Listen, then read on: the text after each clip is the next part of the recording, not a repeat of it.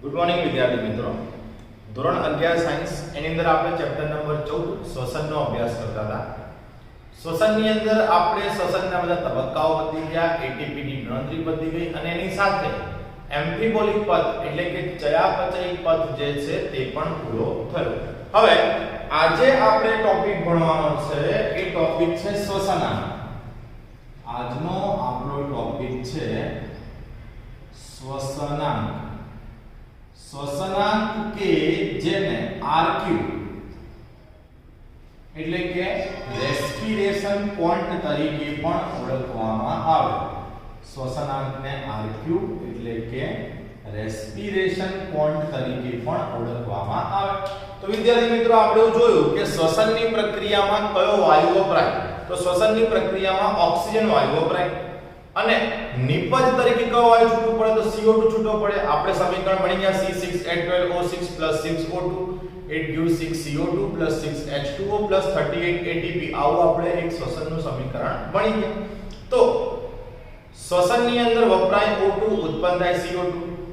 તો શ્વસનાંક રીતે શોધવામાં આવે કે શ્વસનની પ્રક્રિયાની અંદર ઉત્પન્ન થયેલો CO2 અને વપરાયેલ O2 આ બંનેનો ગુણોત્તર લઈએ CO2/O2 અને જે મૂલ્ય મળે એ મૂલ્યને શ્વસનાંક કહેવાય. તો સૌથી પહેલા તો આપણે લખીએ શ્વસનાંકની વ્યાખ્યા.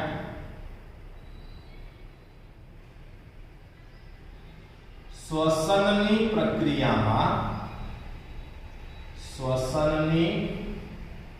પ્રક્રિયામાં ઉદ્ભવતા CO2 અને શ્વસનની પ્રક્રિયામાં ઉદ્ભવતા CO2 અને વપરાતા O2 ના ગુણોત્તરને શ્વસનાંક તરીકે ઓળખવામાં આવે છે. શ્વસનાંક કહે છે. ફરીથી શ્વસનની પ્રક્રિયામાં ઉદ્ભવતો CO2 અને વપરાતો O2 એમનો ગુણોત્તર શ્વસનાંક કહેવાય. એટલે કે સૂત્ર શું બનશે આનું? RQ is equal to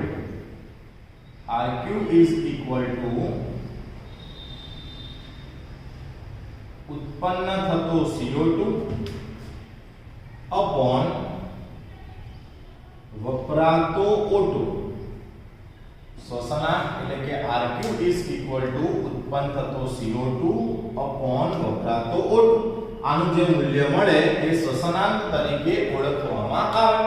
ઉદાહરણ તરીકે આપણને એમ પૂછાય કે કાર્બોદિતનો શ્વસનાંક જણાવો.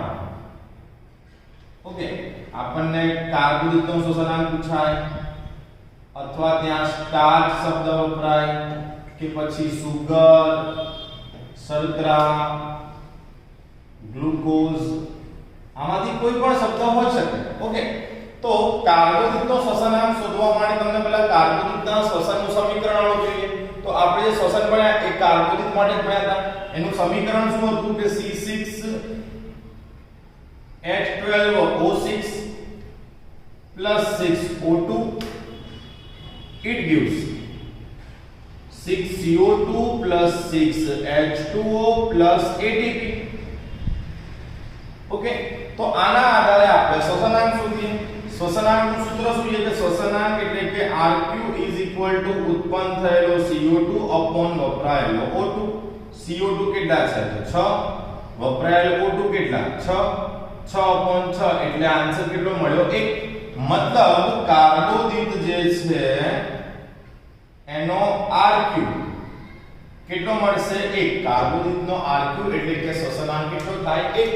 આ જ રીતે માની લો કે આપણને એક્ઝામમાં લિપિડનો શ્વસનાંક પૂછાય. લિપિડ પૂછાય અથવા ચરબી પૂછાય કે તેલ શબ્દનો પ્રયોગ થયો હોય છે. બરાબર, તો સૌથી પહેલા લિપિડના શ્વસનનું સમીકરણ આપણને યાદ રહેવું જોઈએ. હવે લિપિડના શ્વસનનું સમીકરણ એક્ઝામ માટે મોસ્ટ એમ્પી છે. એમાંથી એમસીક્યુ ઘણા બધા હોઈ શકે એટલે સમીકરણ યાદ રાખજો. તો twice C51H98O6 આ ચરબીનો એક અણુ છે જેનું નામ છે ટ્રાઇપામિટીન. તો પહેલો તો પ્રશ્ન એ કે ટ્રાઇપામિટીન જે છે એનું અણુ સૂત્ર જણાવો. તો C51H98O6. હવે ચરબીના શ્વસનમાં O2 વપરાય 145, તો 145 O2. It gives નિપજ તરીકે મળશે 102 CO2 102. એની સાથે મળશે 98 H2O પ્લસ કેટલીક માત્રામાં ATP.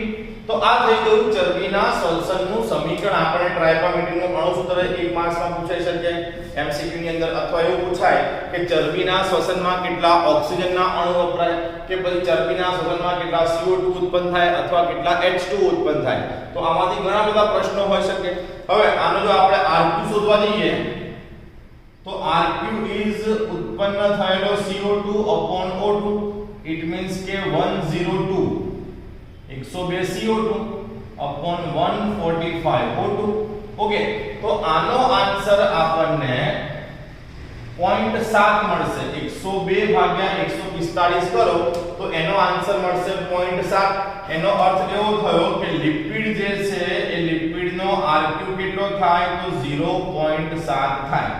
એ જ રીતે આપણને પ્રોટીનનું પૂછાય તો પ્રોટીનના RQ નું સમીકરણ નહીં પણ સીધો પ્રોટીનનો RQ આપે આપણને. પ્રોટીન જે છે એનો RQ, પ્રોટીનનો RQ જે છે એ 0.9 થાય. એ આપણે યાદ રાખવાનું રહેશે. અને બુકમાં નથી આપેલું માહિતી માટે કે કદાચ આપણને પૂછાય કે જો અજારક શ્વસન થાય તો અજારક શ્વસનમાં RQ કેટલો હશે, બરાબર? તો શ્વસનાંકનું સૂત્ર શું થાય? CO2 O2. હવે અજારક શ્વસનમાં CO2 તો મળે પણ ઓક્સિજન વપરાતો નથી. એટલે આમ જો તો કિંમત શું થઈ કે આપણને CO2 નું મૂલ્ય મળ્યું. આપણે જોયું હતું કે આલ્કોહોલિક કાથમાં 2 CO2 છૂટા પડ્યા. તો આપણે આવું સૂત્ર લખી શકીએ કદાચ અહીંયા અજારકમાં કે RQ CO2 O2. હવે CO2 તો આપણને 2 મળે પણ નીચે O2 માં કઈ છે જ નહીં. જ્યારે અંશમાં કિંમત હોય પણ છેદમાં કશું ન હોય તો એનો જવાબ ઇન્ફિનિટિવ થઈ જાય. મતલબ કે જ્યારે બી તમને અજારક શ્વસન જે છે આ અજારક શ્વસનનો શ્વસનાંક પૂછાય તો અજારક શ્વસનનો શ્વસનાંક ઇન્ફિનિટિવ એટલે કે અનંત આવશે. એકવાર ફરીથી જો આપણને અજારક શ્વસન જે છે એનો શ્વસનાંક પૂછાય તો અનંત આવશે. તો આટલું આપણા સિલેબસમાં છે. આ સિવાય યાદ રાખજો જો કાર્બનિક એસિડનો RQ પૂછાય લખી દઉં માહિતી માટે છે. બુકમાં નથી પણ યાદ રાખજો